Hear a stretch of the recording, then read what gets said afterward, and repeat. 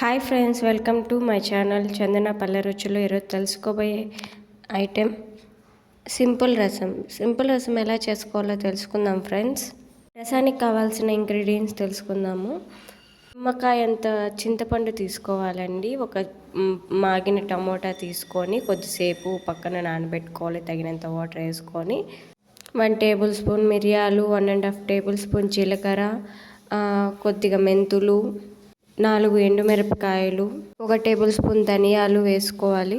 అలాగే 10 వెల్లుల్లి రెమ్మలు వేసుకొని బాగా గ్రైండ్ చేసుకోవాలి. గ్రైండ్ అయిన తర్వాత అలా మిశ్రమం వస్తుంది.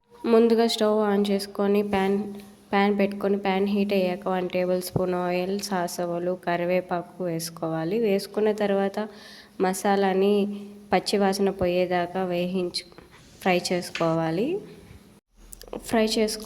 ఫ్రై చేసుకున్నాక చింతపులుసు నీళ్లు పోసుకొని పులుపుకు తగ్గ వాటర్ వేసుకోవాలండి.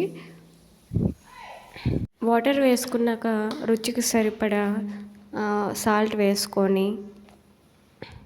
వేసుకున్నాక రసం అనేది ఒక పొంగు వచ్చేంత వరకు బాగా పెట్టుకోవాలండి. ఒక పొంగు రాగానే రసం దించేసి చూసారు కదండి, చాలా క్విక్గా ఈజీగా సింపుల్ రసం అనేది తెలుసుకున్నారు. నా ఛానల్ని నచ్చినట్టయితే ఫస్ట్ టైం చూస్తున్నదైతే ప్లీజ్ లైక్ అండ్ సబ్స్క్రైబ్ చేసుకోండి. మరిన్ని అప్డేట్స్తో మేము ముందుకు వస్తాము.